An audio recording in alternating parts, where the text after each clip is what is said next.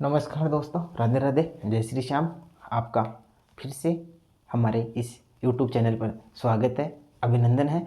जैसा कि दोस्तों अपन अर्थशास्त्र के बारे में पढ़ रहे थे और अपन ने अभी तक अर्थशास्त्र और अर्थव्यवस्था में अंतर देखा।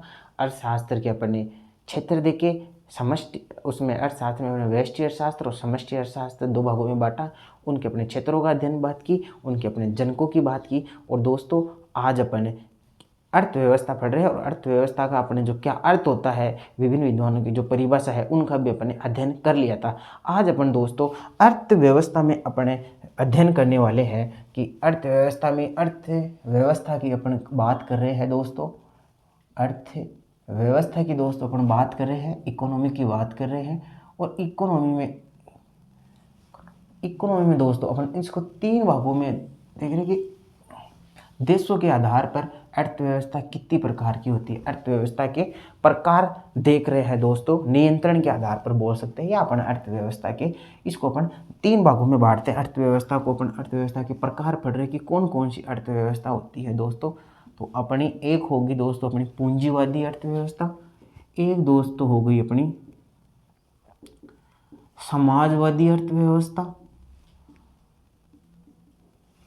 पूंजीवादी अर्थव्यवस्था, समाजवादी अर्थव्यवस्था। और तीसरी दोस्तों अपनी हो गई, सभी को आता होगा दोस्तों ये तो, और मिश्रित अर्थव्यवस्था। क्या क्या दोस्तों अपन आज पढ़ रहे अर्थव्यवस्था के प्रकार, किसी देशों में अर्थव्यवस्था कौन कौन सी, किस देश में कौन कौन सी अर्थव्यवस्था पाई जाती है। तो दोस्तों अपन अर्थव्यवस्थाओं में देख रहे हैं पूंजीवादी अर्थव्यवस्था, समाजवादी अर्थव्यवस्था और मिश्रित अर्थव्यवस्था। पूंजीवादी अर्थव्यवस्था क्या होती है दोस्तों, जिसमें उत्पादन के साधनों पर निजी लोगों का स्वामित्व होता है, वो अर्थव्यवस्था पूंजीवादी अर्थव्यवस्था होती है। जैसी ये अर्थव्यवस्था अपने अमेरिका में पाई जाती है। एक होती है दोस्तों समाजवादी अर्थव्यवस्था, जिसमें उत्पादन के साधनों पर सरकारी लोगों का या सरकार का नियंत्रण होता है, वो समाजवादी अर्थव्यवस्था पाई जाती है। सामान्यतः यह चीन, उत्तरी कोरिया आदि देशों में पाई जाती है, रूस में भी पाई जाती है दोस्तों। मिश्रित अर्थव्यवस्था ऐसी अर्थव्यवस्था जिसमें उत्पादन के साधनों पर निजी लोगों और सरकार दोनों का स्वामित्व होता है, वो अर्थव्यवस्था मिश्रित अर्थव्यवस्था पाई जाती है। ऐसी अर्थव्यवस्था का स्वरूप अपने देश भारत में देखने को मिलता है दोस्तों। अपन देखते होंगे, जैसे कि मैं आपको कहूँ अपने क्या प्राइवेट बस चलती है तो आपको भी सर चलती है, क्या अपने सरकारी बस भी चलती है तो आपको भी सर बिल्कुल चलती है। कहने का मतलब प्राइवेट भी है और सरकारी भी है, निजी लोग भी है, सरकारी है, दोनों का मिश्रित रूप है वो अर्थव्यवस्था दोस्तों आपकी कौन सी होती है, मिश्रित अर्थव्यवस्था होती है।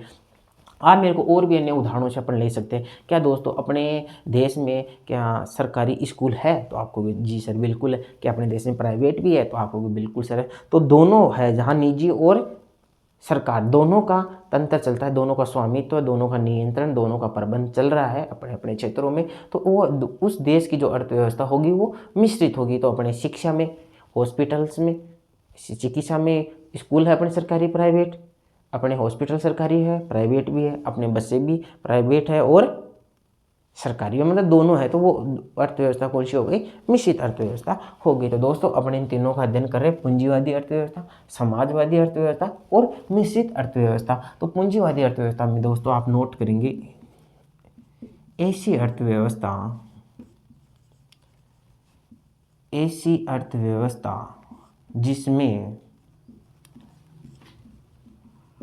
जिसमें उत्पादन के साधनों पर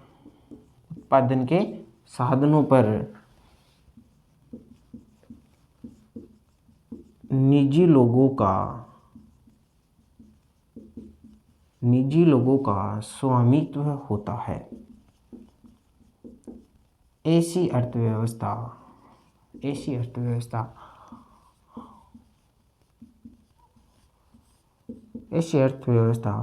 पूंजीवादी अर्थव्यवस्था कहलाती है।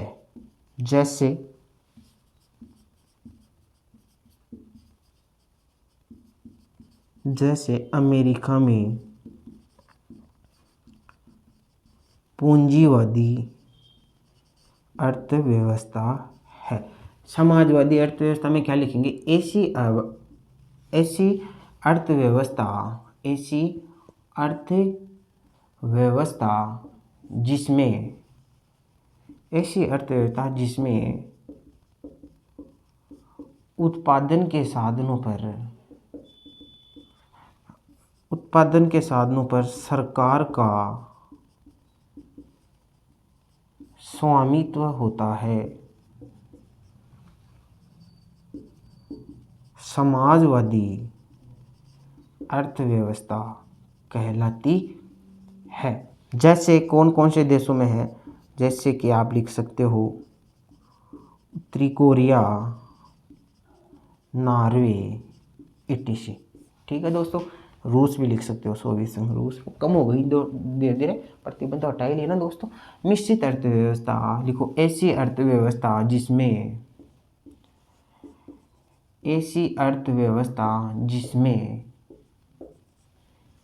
जिसमें उत्पादन के साधनों पर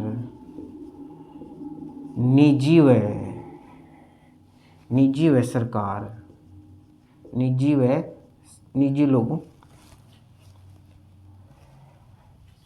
निजी लोगों व सरकार दोनों का स्वामित्व होता है, उसे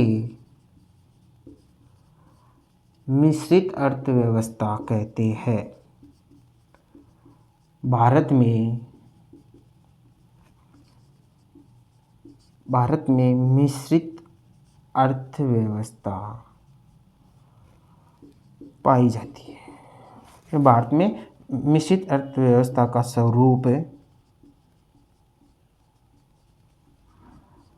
देखने को मिलता है। तो ये तो हुई दोस्तों अपने अर्थव्यवस्थाओं के प्रकार, पूंजीवादी अर्थव्यवस्था, समाजवादी अर्थव्यवस्था और मिश्रित अर्थव्यवस्था। दोस्तों उतार लो इनको या स्क्रीनशॉट ले लो इनका।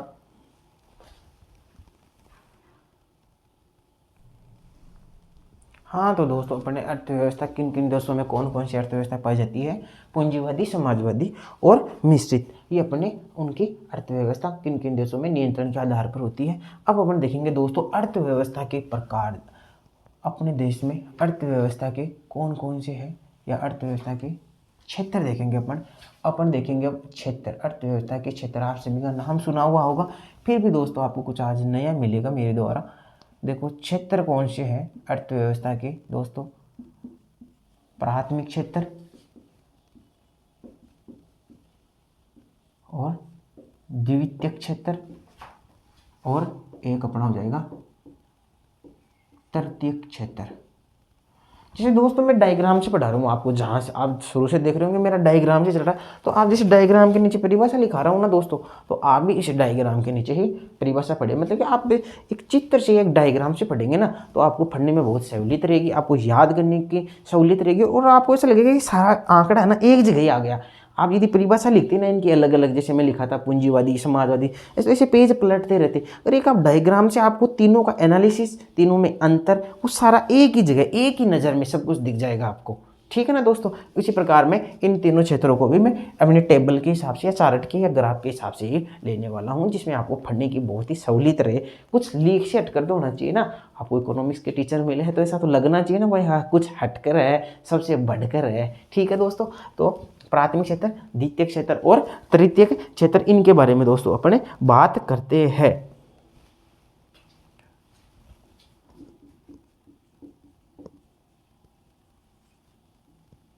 तृतीयक क्षेत्र, द्वितीयक क्षेत्र यहाँ लिख देता हूँ सेकेंडरी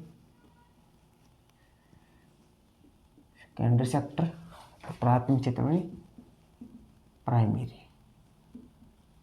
सेक्टर, है ना। प्राथमिक क्षेत्र, द्वितीय क्षेत्र और तृतीय क्षेत्र। पहले तो मैं इनको बता देता हूँ, आपको ऐसा लगे कि सर को पता नहीं है क्या है प्राथमिक, द्वितीय, तृतीय क्षेत्र।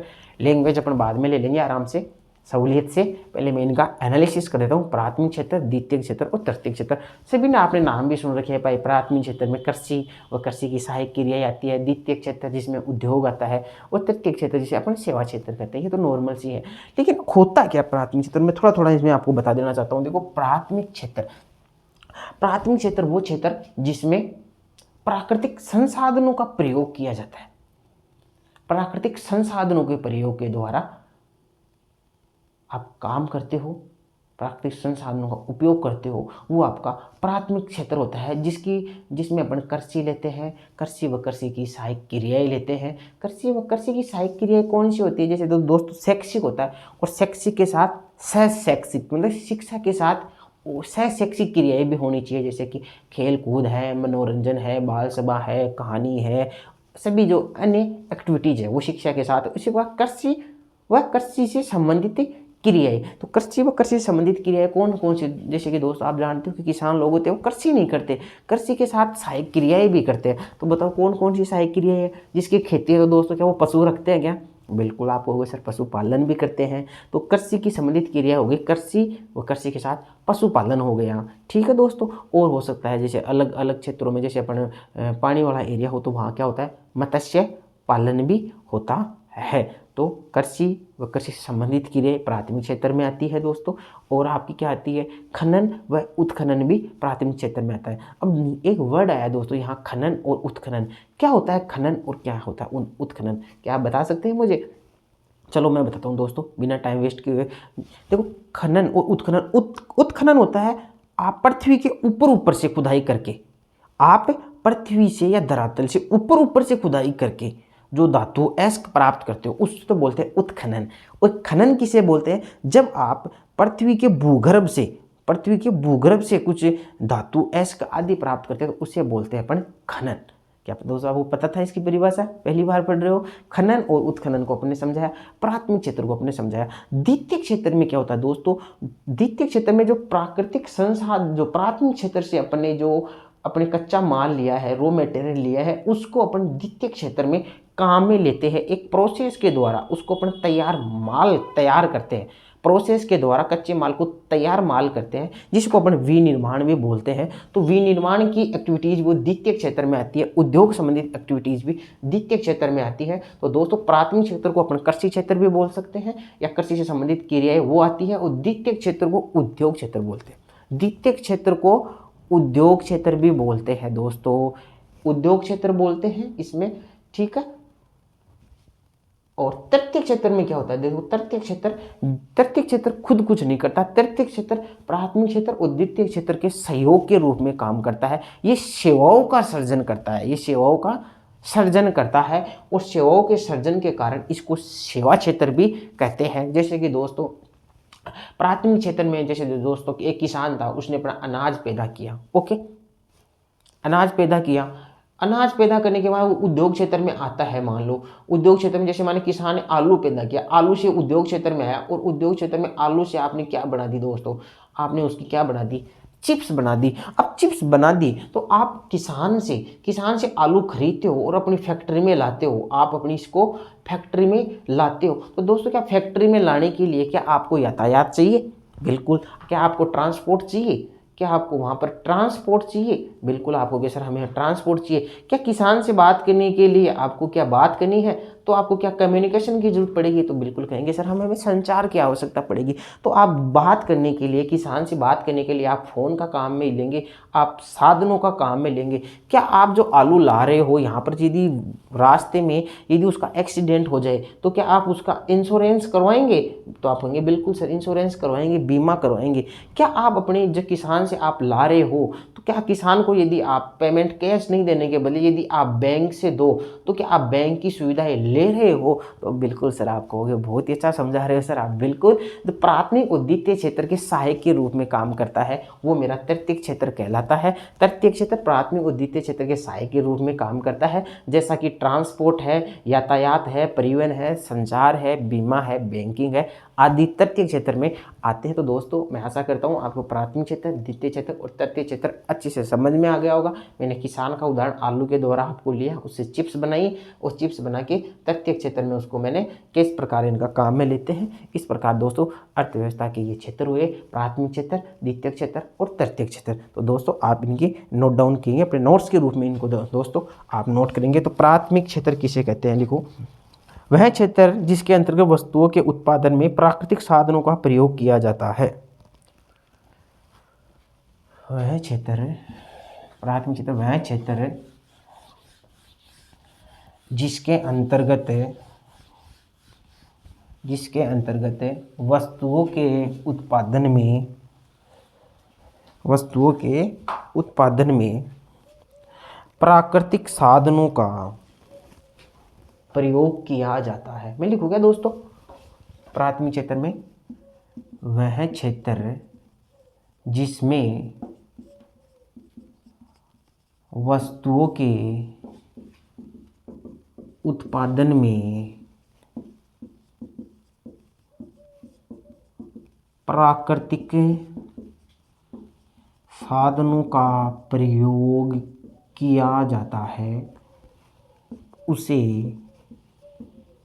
प्राथमिक क्षेत्र कहते हैं।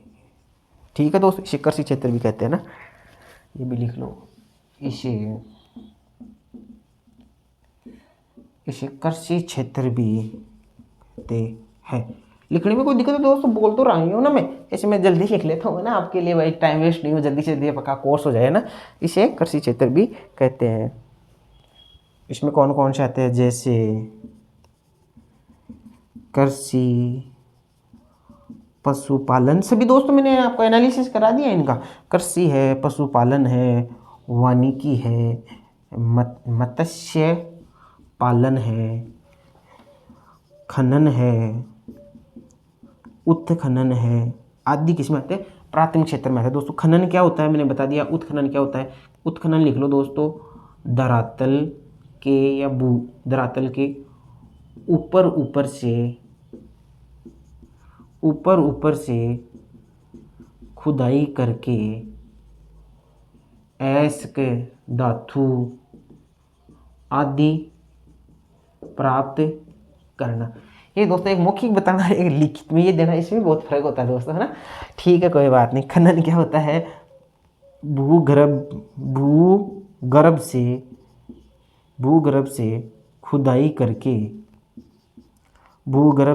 खुदाई करके अयस्क धातु आदि प्राप्त करना क्या होता है? खनन होता है। ठीक है दोस्तों, आप अच्छी तरह से समझेंगे। द्वितीय क्षेत्र आप लिखेंगे। द्वितीय क्षेत्र जिसे अपन क्या बोलते हैं, कोष्टक में आप लिख लो, जिसे अपन उद्योग क्षेत्र भी बोलते हैं। ठीक है। और तृतीय क्षेत्र जिसको अपन क्या बोलते हैं? सेवा क्षेत्र भी बोलते हैं। लिखो दोस्तों।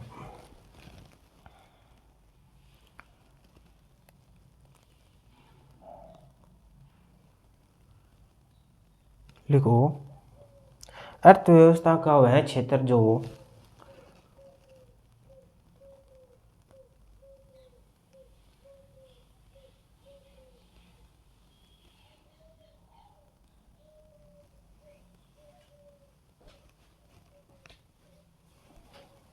खाली है क्या?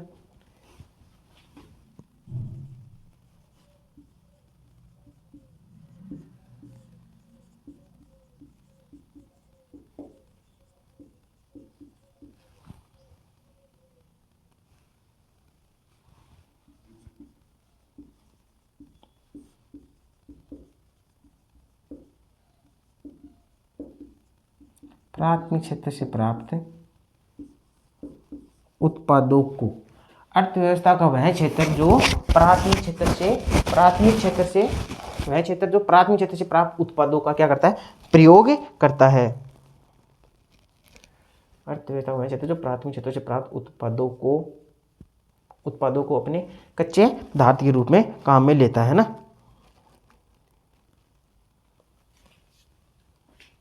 तो लैंग्वेज में लिखेंगे तो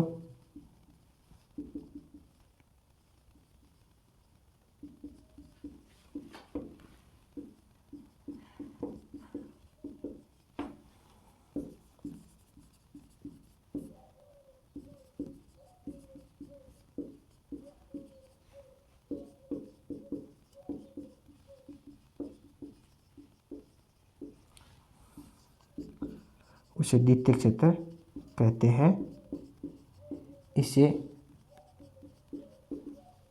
उद्योग क्षेत्र भी कहते हैं। जैसे इसमें कौन कौन से आते हैं? इसमें आते हैं आपका विनिर्माण, निर्माण, उद्योग, धंधे इत्यादि। ठीक है दोस्तों, विनिर्माण क्या होता है?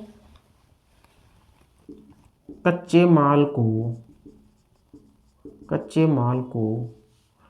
प्रक्रिया के द्वारा तैयार माल में बदलना, विनिर्माण यानी मैन्युफैक्चरिंग। मैन्युफैक्चरिंग में जो कच्चे माल होता है, चमड़ा होता है, चमड़े से अपन जूते बनाते हैं। मैन्युफैक्चरिंग होती है विनिर्माण, कच्चे माल को लिया, उसको प्रोसेस किया, उसको तैयार माल में बदला। क्या है ये? उद्योग धंधों का ही तो काम है दोस्तों, चाहे वो लघु उद्योग धंधे होंगे, कुटीर उद्योग धंधे होंगे, जो भी है। लेकिन द्वितीय क्षेत्र क्या होता है, ज़्यादा इनमें दिमाग लगाने की जरूरत नहीं है दोस्तों, कुछ नहीं है, परिभाषा ऐसे रटनी नहीं है आपको, कुछ नहीं। प्राथमिक क्षेत्र प्राकृतिक संसाधनों का प्रयोग किया जाता है। द्वितीय क्षेत्र क्या होता है, जिसमें जो प्राथमिक क्षेत्र से आपको जो प्राप्त हुए हैं, जो मटेरियल आपको प्राप्त हुआ है, उसको आपको प्रोसेस के द्वारा माल तैयार करना है। मतलब कि द्वितीय क्षेत्र क्या होता है, जो प्राथमिक क्षेत्र से जो भी कच्चा माल प्राप्त करा, कच्चे माल को वो प्रयोग में लेता है और अपने संसाधनों, अपनी मशीनों के द्वारा उसको तैयार माल में तैयार कर लेता है, तो वो मेरा कौन सा होता है? द्वितीय क्षेत्र होता है। इसमें मैंने आपको उदाहरण भी लिखा दिया। अब दोस्तों आप तृतीय क्षेत्र में मैंने आपको पहले ही बता दिया कि कैसे कैसे आपको करना है। आप एक दो और नाम लिखना, कपड़ा उत्पादन, खाद्य निर्माण, कुछ भी लिख सकते हो इसमें उदाहरण, है ना। खाद्य निर्माण है, कपड़ा उत्पादन है ना, समझ गए होंगे आप सभी। जगह नहीं है तृतीय क्षेत्र की, आप दोस्तों खुद तृतीय क्षेत्र में लिख लो प्राथमिक उद्योग, लिखो तृतीय क्षेत्र की गतिविधियां, लिखाने का मन ही हो ही जाता है, मेरा थोड़ा सा ही बच रहा है। लिखो तृतीय क्षेत्र की गतिविधियां, तृतीय क्षेत्र की गतिविधियां, तृतीय क्षेत्र की गतिविधियां प्राथमिक व तृतीय क्षेत्र की गतिविधियां प्राथमिक व द्वितीय क्षेत्र की गतिविधियों में सहायक होती है। क्या होती है? सहायक होती है। तृतीय क्षेत्र की जो गतिविधियां वह प्राथमिक व द्वितीय क्षेत्र की गतिविधियों में सहायक होती है। ये स्वयं किसी वस्तु का, चलो ये छोड़ दो, किसी वस्तु का उत्पादन नहीं करती है। तृतीय क्षेत्र की गतिविधियां प्राथमिक व द्वितीय क्षेत्र की गतिविधियों में सहायक होती है। ये सेवाओं का सर्जन करती है, ये सेवाओं का सर्जन, ये दोस्तों सेवाओं का सर्जन करती है। इसलिए इसे सेवा क्षेत्र कहते हैं। इसलिए इसे सेवा क्षेत्र कहते हैं, सर्विस सेक्टर कहते हैं। सेवा क्षेत्र में कौन कौन से आप नाम लिख लो दोस्तों, जैसे बीमा, बैंकिंग, जैसे बीमा, बैंकिंग, दूरसंचार, ठीक है, यातायात या परिवहन, ईटीसी।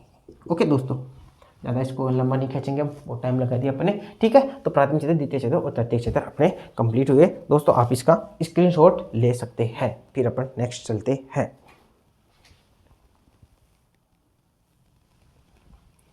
हाँ तो दोस्तों अपन ने ये अब तक अपने क्षेत्रों के बारे में अध्ययन किया कि प्राथमिक क्षेत्र, द्वितीय क्षेत्र और तृतीय क्षेत्र क्या होते। आशा करता हूँ आपको बहुत अच्छा ये समझ में आया होगा। अब अपन दोस्तों देखते हैं कि अर्थव्यवस्था और कौन कौन से प्रकार की होती है। देखो विकास के आधार पर दोस्तों अर्थव्यवस्था कितने प्रकार की होती है उसको भी अपन डायग्राम के द्वारा देखते हैं। एक होती है दोस्तों आपके पास विकसित अर्थव्यवस्था। विकास के आधार पर अपन देखेंगे विकसित अर्थव्यवस्था, आप यहाँ लिख सकते हो विकास के आधार पर, ठीक है। एक होती है विकसित अर्थव्यवस्था और एक सभी को पता है, तो दोस्तों आपको थोड़ा डीप और पता चल जाएगा, विकासशील अर्थव्यवस्था। एक दोस्तों इसी के अंदर आती है, वैसे को ज़्यादा इसी में अल्प विकसित भी इसी को बोलते हैं अपन, अल्प विकसित अर्थव्यवस्था। वैसे तीन टाइप्स हो गए। तो अर्थव्यवस्था, विकसित अर्थव्यवस्था, विकासशील अर्थव्यवस्था। क्या होती है विकसित अर्थव्यवस्था और क्या होती है विकासशील अर्थव्यवस्था? जैसे आप बच्चे हो वैसे शुरू से पढ़ते आ रहे हो, अपने सामाजिक विज्ञान में पढ़ते हैं, सोशल साइंस में, कि क्या होती है विकासशील और क्या होती है विकसित। आप विकासशील उसको बोलते हैं कि जो देश अभी विकास कर रहा है, उसका पूरी तरह से डेवलपमेंट नहीं हुआ है, वो तो होगी विकासशील अर्थव्यवस्था। और जो देश विकास कर चुका है वो कौन सा होता है? विकसित अर्थव्यवस्था होती है। जैसे कि अपन पढ़ते हैं अमेरिका एक विकसित देश है और भारत एक विकासशील देश है। तो फिर भी दोस्तों अपन थोड़ा सा इसमें पढ़ लेते हैं। विकसित मतलब कि डेवलप्ड इकोनॉमी, और विकासशील होगी डेवलपिंग इकोनॉमी। ठीक है दोस्तों, अब अपन देखते हैं विकसित अर्थव्यवस्था। दोस्तों अपन को कैसा पता चले कि एक देश विकसित है या विकासशील है, तो उसके कुछ आधार है वो लेते हैं दोस्तों। जैसे विकसित अर्थव्यवस्था के मुख्य कुछ आधार है। एक तो अपन लेंगे कृषि। क्या होता है दोस्तों, कृषि विकसित देशों में कृषि में लोग कम लगे होते हैं, और विकासशील देशों की विशेषता होती है कि वहाँ कृषि में बहुत सारे लोग लगे हुए होते हैं।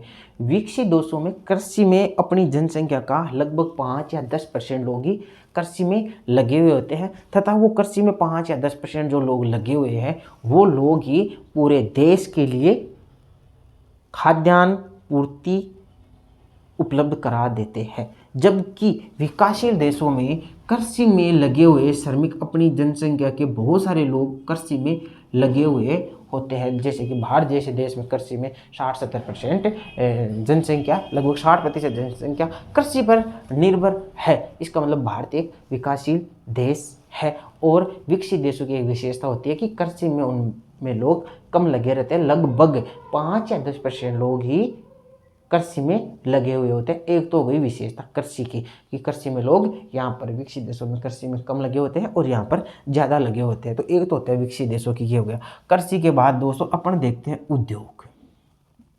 उद्योग की बात करें दोस्तों तो विकसित देशों में देखते हैं उद्योग। विकसित देश में उद्योग बहुत सारे होते हैं। उनमें उद्योग में वो कौन सी तकनीक काम में लेते हैं, श्रम प्रधान या पूंजी प्रधान।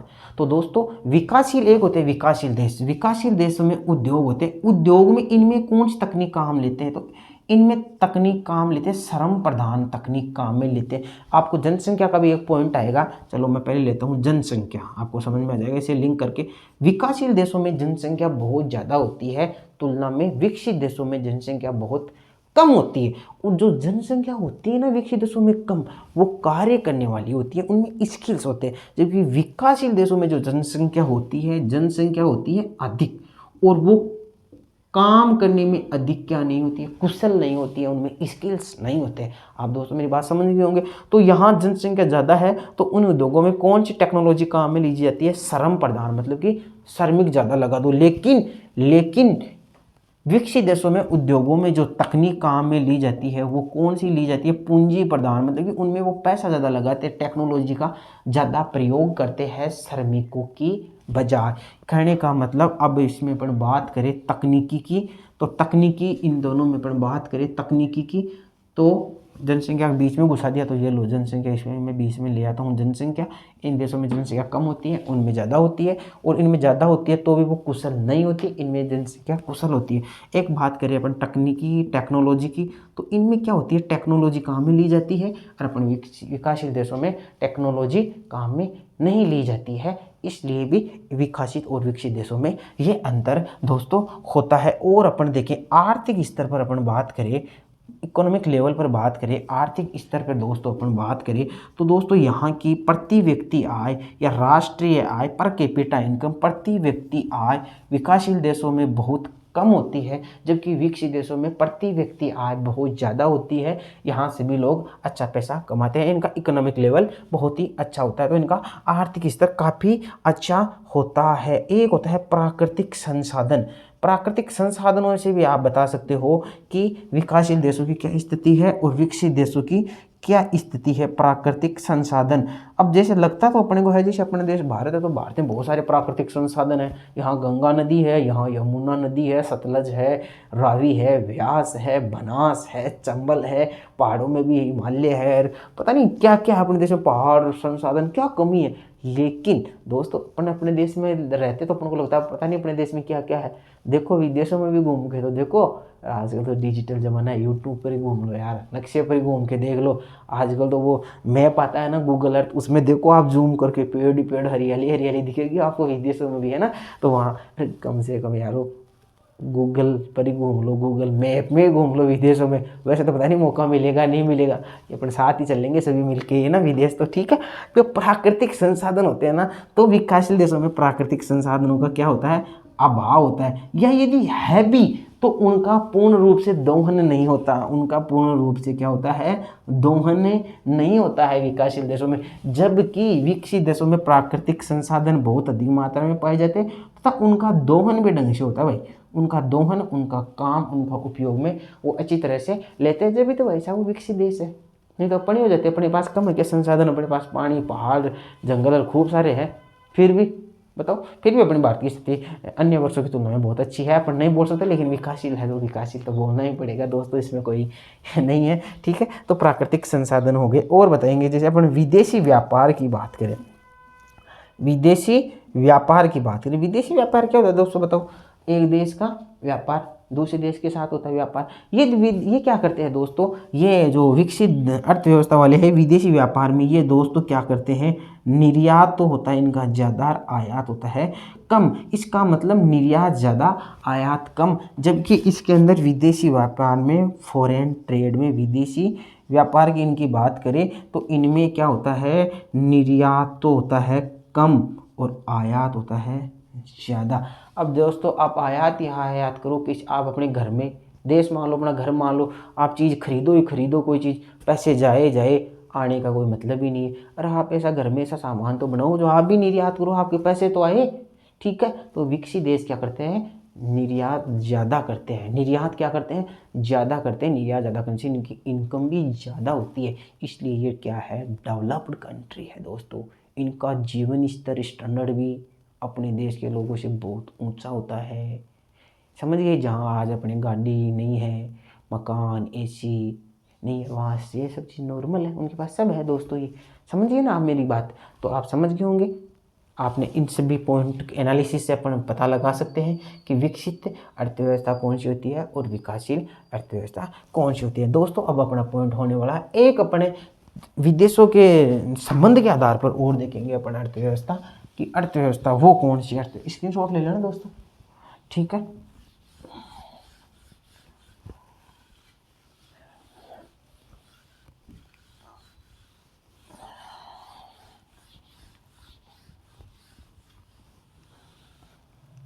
अब दोस्तों अपन एक अर्थव्यवस्था और पढ़ रहे हैं,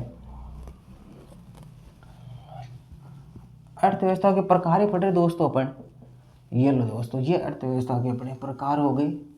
व्यापार के आधार पर मान लो, व्यापार के आधार पर दोस्तों अर्थव्यवस्था कौन सी होती है? छोटा सा पॉइंट है, ज़्यादा कोई बड़ा नहीं है दोस्तों। व्यापार के आधार पर दोस्तों होती है कौन सी? खुली अर्थव्यवस्था, और एक होती है बंद अर्थव्यवस्था। तो आप लिखेंगे, एक होती है दोस्तों खुली अर्थव्यवस्था। कौन सी अर्थव्यवस्था? खुली अर्थव्यवस्था। एक होती है बंद अर्थव्यवस्था। चलो दोस्तों मेरे को बताएंगे कौन सी होती है खुली अर्थव्यवस्था। खुली अर्थव्यवस्था में दोस्तों अपन देखेंगे, खुली अर्थव्यवस्था मतलब एक देश ने सभी अन्य देशों के साथ अपने व्यापारिक संबंध बना रखे हैं। अब एक देश का माल दूसरे देश में जाता है, वहाँ से आयात भी होता है, निर्यात भी होता है, मतलब कि एक देश की खुली अर्थव्यवस्था है। और बंद अर्थव्यवस्था कौन सी अर्थव्यवस्था? जिसमें एक देश दूसरे देश से न तो आयात करता है न उसको निर्यात करता है, तो वो कौन सी अर्थव्यवस्था हो गई? बंद अर्थव्यवस्था हो गई। ये अपन राष्ट्रीय आय में पढ़ेंगे दोस्तों, जैसे जीएनपी निकालेंगे, ग्रोस नेशनल प्रोडक्ट निकालेंगे, तो जीएनपी में दोस्तों आपको पता है कि एनएफआई है, net factor income from abroad, विदेशी आय भी शामिल होती है। तो दोस्तों आपके एग्जाम में क्वेश्चन आ जाएगी बंद अर्थव्यवस्था में जीएनपी होती है, तो दोस्तों बंद अर्थव्यवस्था में जीएनपी में आपकी विदेशी आय नहीं आएगी, क्योंकि उस देश का तो अन्य देशों के साथ व्यापारिक संबंध ही नहीं है। ध्यान रखना, तो हमेशा खुली अर्थव्यवस्था आपके पेपर आता है तो उसमें आपकी खुली अर्थव्यवस्था ये जरूर लिखा हुआ आता है, ये आपको सेल्फ अंडरस्टैंड करना होता है। तो दोस्तों खुली अर्थव्यवस्था और बंद अर्थव्यवस्था आपने समझ गए होंगे। मैं लिखा देता हूँ खुली अर्थव्यवस्था। खुली अर्थव्यवस्था जब एक देश विश्व के अन्य सभी देशों के साथ, जब एक देश विश्व के अन्य सभी देशों के साथ व्यापारिक संबंध रखता है तो उसे खुली अर्थव्यवस्था कहते हैं। जब एक देश विश्व के अन्य देशों के साथ अपने व्यापारिक संबंध रखता है तो उसे खुली अर्थव्यवस्था कहते हैं।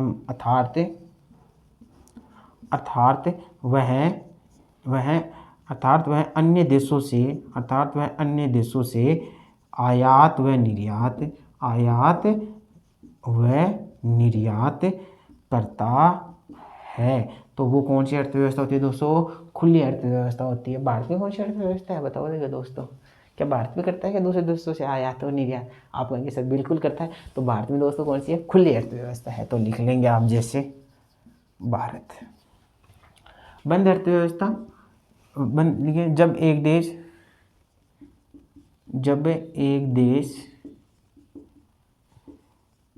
विश्व के अन्य देशों के साथ व्यापारिक संबंध नहीं रखता है, अर्थात वह विश्व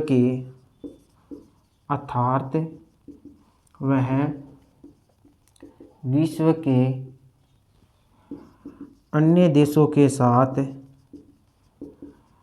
न तो आयात करता है और न ही निर्यात। ठीक है, ऐसा है क्या? ऐसा क्वेश्चन दोस्त? वैसे आजकल कोई सा देश ऐसा बचा नहीं है, लेकिन वो उत्तरी कोरिया का थोड़ा बहुत इसमें आता है, लेकिन कोई सा देश आजकल अछूता नहीं रहा है दोस्तों। तो दोस्तों आज अपन ने क्या क्या पढ़ा, या सारा मैं एनालिसिस करा दूँ जितना आप तक पढ़ा है दोस्तों। मैं बता देना चाहता हूँ दोस्तों आप सभी को, अपन ने आज अर्थशास्त्र के बारे में अध्ययन किया। और अर्थशास्त्र में अपन ने क्या पढ़ा कि इसमें जो व्यापारिक गतिविधियाँ होती है उनसे संबंधित आर्थिक सिद्धांतों व नियमों का जिसमें अध्ययन किया जाता है वो मेरा अर्थशास्त्र कहलाता है। और उन नियमों और सिद्धांतों का जिसमें व्यवहारिक रूप से प्रयोग किया जाता है वो अर्थव्यवस्था कहलाती है। अपन ने अर्थव्यवस्था के क्षेत्र देखे, व्यष्टि अर्थशास्त्र, समष्टि अर्थशास्त्र देखा। व्यष्टि अर्थशास्त्र के अपन ने क्षेत्र पढ़े, समष्टि अर्थशास्त्र के अपन ने क्षेत्र पढ़े। उसके बाद में अपन ने अर्थव्यवस्था देखा। अर्थव्यवस्था में अपन ने देखा कि विकसित अर्थव्यवस्था और अविकसित अर्थव्यवस्था, इनमें अपन ने देखा इनमें अपन को कैसे पता चलता है। तो इनमें हमने देखा इनमें कृषि का क्या है, उद्योग कैसे होते हैं, इनमें इनका आर्थिक स्तर क्या होता है, इन देशों का आर्थिक विकास कैसा होता है, तकनीक इनमें कैसे काम में ली जाती है, प्रति व्यक्ति आय इनमें क्या होती है, आदि इनके बारे में अपन ने पढ़ा। फिर इसके बारे में दोस्तों अपन ने देखा कि खुली अर्थव्यवस्था और बंद अर्थव्यवस्था क्या होती है दोस्तों। इसके बारे में अपन ने ये भी देखा कि अर्थव्यवस्था में प्राथमिक क्षेत्र, द्वितीयक क्षेत्र और तृतीयक क्षेत्र के बारे में जाना। प्राथमिक क्षेत्र में मैंने दोस्तों आपको बताया, प्राथमिक क्षेत्र जिसमें प्राकृतिक संसाधनों का प्रयोग किया जाता है और कच्चा माल निकाला जाता है। द्वितीयक क्षेत्र वो होता है जो कच्चे माल को द्वितीयक क्षेत्र में काम में लिया जाता है, उससे कच्चे माल को तैयार माल में बदला जाता है। द्वितीय क्षेत्र जिसे उद्योग क्षेत्र के नाम से भी जाना जाता है, जिसमें दोस्तों अपने उदाहरण भी लिखे थे कुछ, गैस, जल आपूर्ति आदि भी दोस्तों आप उद्योग क्षेत्र में लिखेंगे, है ना। ठीक है। और सेवा क्षेत्र में दोस्तों मैंने आपको बता दिया, बीमा है, शिक्षा है, चिकित्सा है, वो सेवाएं है। तृतीय क्षेत्र को सेवा क्षेत्र कहते हैं, तृतीय क्षेत्र प्राथमिक क्षेत्र और द्वितीय क्षेत्र को सहयोगी के रूप में काम करता है। इसके बाद में दोस्तों अपने ये सभी डिटेल्स अर्थव्यवस्था के बारे में अपने पढ़ ली। तो दोस्तों आप हमें सुझाव देंगे, आप अपना बताएंगे, कमेंट करके हमें बताएंगे कि हमारा जो आज का सेशन है वो आपको कैसा लगा, इसमें कौन सी सुधारात्मक कार्यवाही की जाए। आप हमारा मनोबल बढ़ाए, आप हमसे दोस्तों बने रहे, आप हंसते रहे, आप मुस्कुराते रहे, आप मस्त रहे दोस्तों। मिलते हैं फिर एक नए वीडियो लेक्चर के साथ, तब तक के लिए आप सभी को अलविदा, बाय, टाटा।